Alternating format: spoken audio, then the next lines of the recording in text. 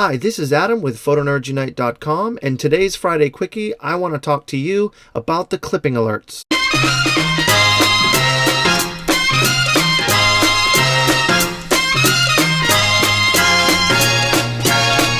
By show of hands, how many of you have taken an image into the Develop module and come across this scene? Blue and red chaos everywhere, and now you're freaking out trying to figure out what is going on. This is the clipping alerts indicator, and you may have turned it on inadvertently and not even realized it, and now you're trying to figure out how to turn it off or what it's even doing. Luckily for you, I'm going to dissect this problem in just a couple of moments. First, let's talk about what's the difference between the blue and the blacks. The blue equals all of the shadows or the dark stuff, and the red equals all the highlights or the bright stuff. And what this really means is if you were to print this picture as is, everything that's in blue would print on paper pure black, and anything that's in red would print on paper pure white. In other words, there is no detail in any of this blue section or any of this white section. Completely overexposed or underexposed. Now that we know what it is, how do we fix it? We fix it by making a couple of adjustments. First, I can head over to the white points and pull the whites down, and I typically like to see a little bit of red. I just don't want to see a lot of red. That looks pretty good. Then we're going to go to the blacks and pull on our blacks until most of that goes away. Same thing, I want to see a little bit of blue, but not a ton. This tells me that I've hit the tonal values from black to white and everything in between. Now that I've made the corrective adjustments, how do I turn off or on these clipping alerts? There are two ways. First, I can hit the letter J on my keyboard. That will turn it off or turn it on. Another thing that I can do is head on up to the histogram area where there are two triangles waiting for me. If I hit the letter J, you'll see that the white box around each triangle has disappeared. That indicates that these have been turned off. And if I hit J again, the white box appears telling me that I've turned the clipping alert on. I can also turn these on and off individual by going over to the triangle and clicking on it individually, one or the other. It's really up to you how you turn on or turn off the indicators. But now that you know how to do that, and now that you know what it is, you should be able to accomplish the perfect tonal balance in each and every one of your photographs.